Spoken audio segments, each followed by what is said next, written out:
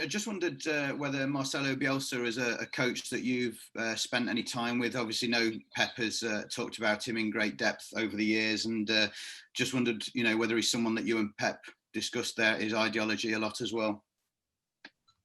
Well, I haven't spent any time with him, but I know a lot of players, and one of my best friends spent many years with him. So I know a lot about his methods. I know a lot about who he is as a person, who he is as a manager as well.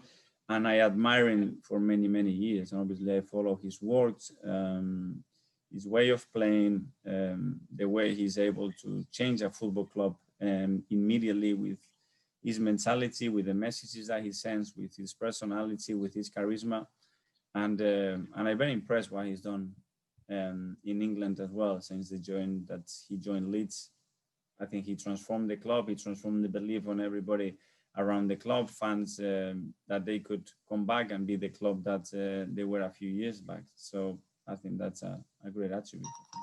When you first started thinking about becoming a manager, who were the managers that you really looked up to, and the managers that you perhaps started speaking to build your own philosophy take things from them? Well, I think you obviously get the education from the coaches that you had in your playing career, and the coaches that you know because of your environment or your relationships here.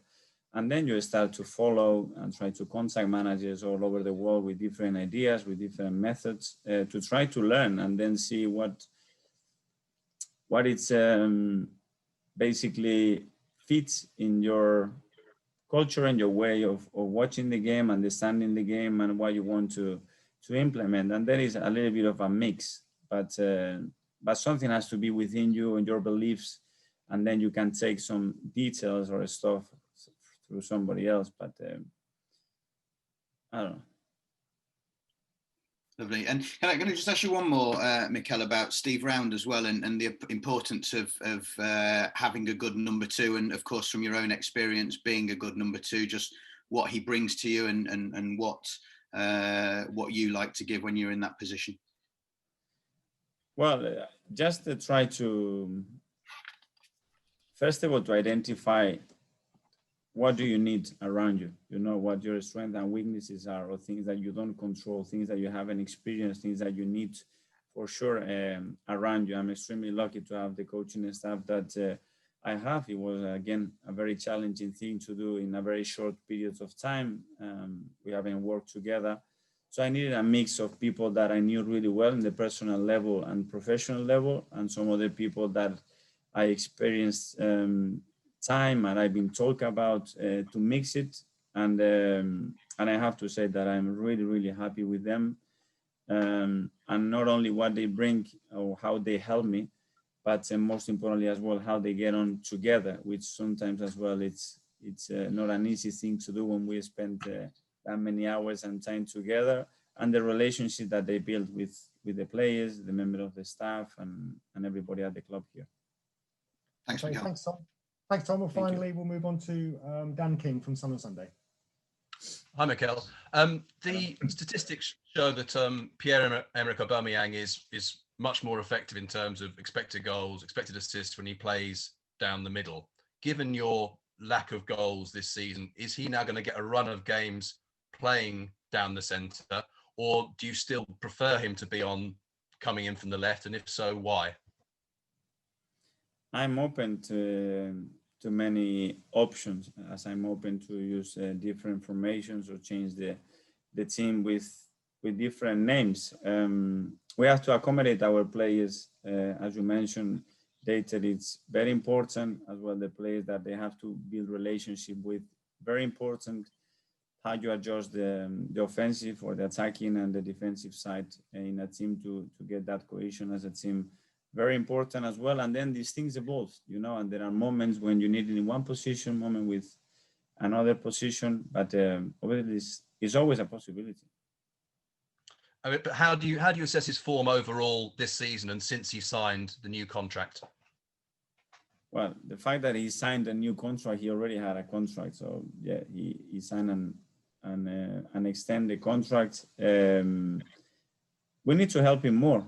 you know, I think himself, he knows as well what he can do, the things that he needs to improve in his game to be more decisive. And that's it, and it will come. I haven't known any striker in the world that for 10 years, he never had a period that is not scoring as much. Is how you navigate through that period and how quickly you come back to do what you always done. That for them is something normal, not abnormal, and just take it in a natural way without putting too much pressure on yourself. And as coaches, finding ways to help him as much as we can.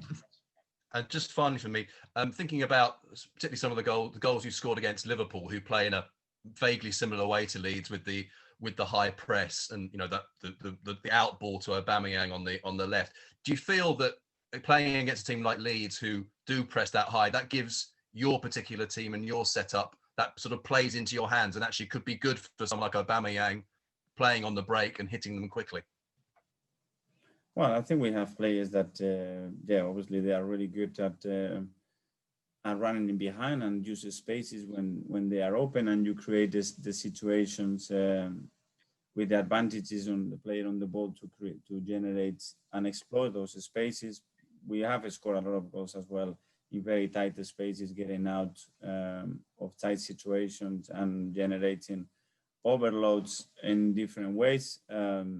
Depends on the game, depends on the opponent, and you can have the space there. Is how we're going to use and what type of balls you need to exploit that, who is going to receive those balls, who is going to make that pass, and how we're going to generate this first advantage to be able to use the space in behind. It's not just about knocking the ball from the back four there. It doesn't make any sense. So easy to defend is finding ways to break those pressing moments. So just factually, just one factual question. Sorry, Dan. You said to Tom about you had a friend who worked for a long time with Bielsa. Sorry for my ignorance. Who is that friend who worked with Bielsa a lot? I prefer not to say, but they work as a player and then next to him.